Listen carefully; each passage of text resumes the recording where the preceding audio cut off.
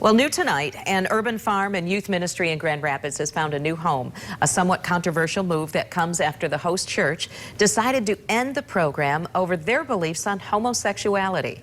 We first brought you their story last summer. News 8's Jacqueline Francis has the uplifting follow-up.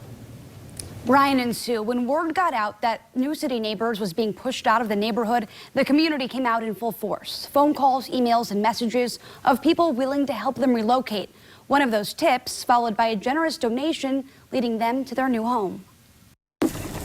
New City Neighbors says their urban garden is about more than providing fresh produce to the community. Our mission is to empower youth to reach their full potential.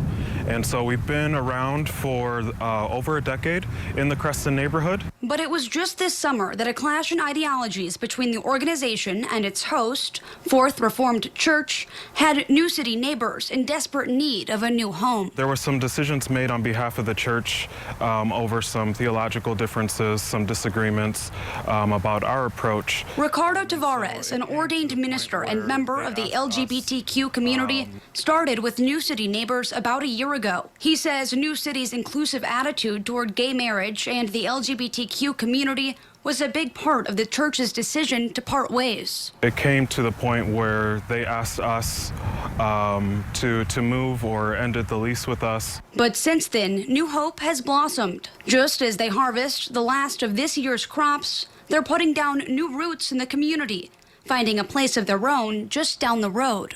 One of our supporters said, "Hey, I saw this house in the Creston neighborhood. It looks like it has a really large backyard.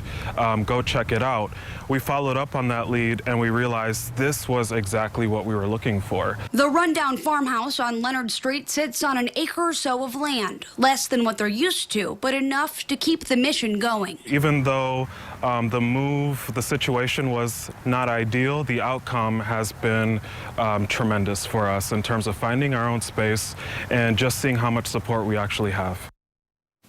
New City Neighbors will continue farming at Fourth Reformed Church until the end of next year as they undergo major renovations at the new location.